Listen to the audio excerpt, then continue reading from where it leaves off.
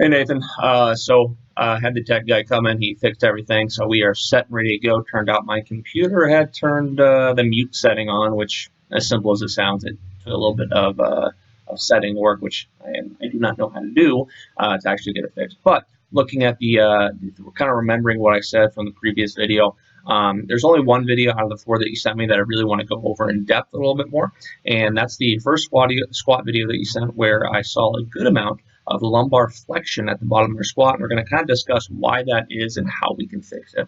Look at the actual video though.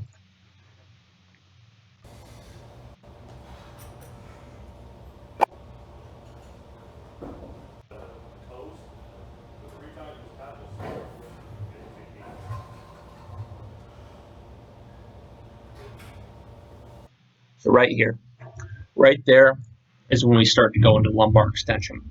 About a third down in the eccentric portion is when we start to go into lumbar extension, and then extension usually causes flexion on the bottom. Extension and flexion is something we always want to avoid. The second our lumbar has any deviation, extension, flexion, whatever it may be, we lose our ability to brace at our fullest capacity. We reduce power transfer. It's considered an energy leak.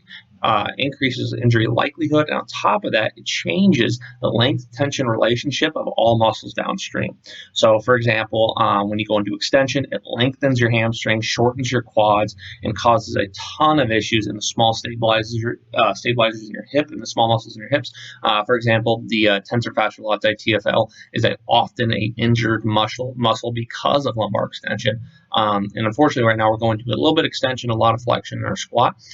Pretty easy fix. So the things that are going to fix it, and this alone is the low-hanging fruit right now. If we can fix it, it's going to immediately add weight to your squat, and even more important, increase efficiency.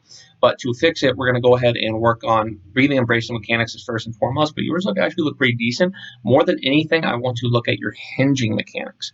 We got to keep in mind that when extension happens, 90% of the time, even though we're taking breathing and bracing out of the equation, because most of the time it's breathing and bracing, but taking out breathing and bracing, it's because people are trying to stay far too upright with their upper body.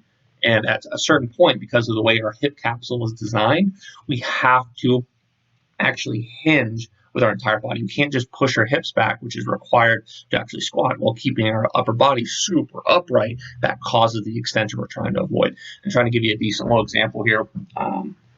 Again, if we actually hinge appropriately, this is what it should look like. Our entire body, including our upper body, is hinging. But the second our hips go back and our upper body doesn't follow, that's when we go into extension. You'll see a lot of deviation in my lumbar portion of our spine. So the main reason it happens is because our upper body is not following our full proportion. We're not hinging with our upper body. We're trying to stay super upright with our upper body, and our lower is going back, and it causes the lumbar extension, then flexion. And like I said, a lot of detrimental effects from that. So just eliminating that alone is going to have huge dividends in the long run. So look at the actual video though.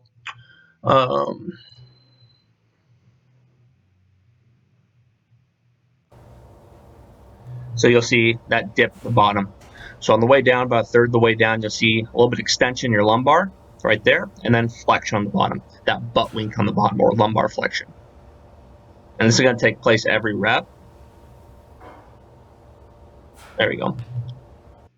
So again, it's something that's fairly easy to fix. We have to understand what it does, though, understand that it's an issue, and we have to fix it. We have to fix it. And the easiest way is just to work on, well, the only way is to work on hinging mechanics, which for you is going to be first and foremost, breathing and bracing. And on top of that, it wouldn't hurt, too, to also work on a little shoulder mobility. Ideally, we are in a spot where our elbows can be directly under the barbell, or at least close to it.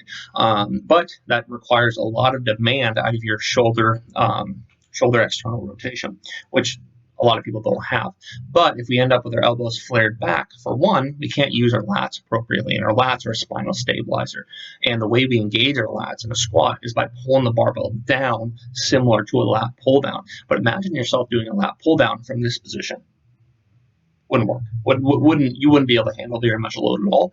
You wouldn't be able to use your lats efficiently, and it would encourage injury. So the second we go to squat and our elbows are a little too far out, we can't stabilize our spine fully through the engagement of our lats. And on top of that, what ends up happening oftentimes is it kind of pushes our body a little bit forward, and then we fight that by sometimes going to extensions. That could be another contributing cause or another contributing issue with your squat. I would encourage you to do a little bit more shoulder warm-up drills, whether it's a band snatch, whether it's grabbing a band with your hand and just doing some external rotation, holding an end range of motion for a little bit. You can even do some tissue work to the chest while adding external rotation. There's a lot of different things you can do to address that, but more than anything, adding at least one warm-up exercise for your shoulders is also going to help your squat efficiency and help with eliminate the lumbar extension and flexion. I think that's about it, though. Let me know if you have any questions whatsoever.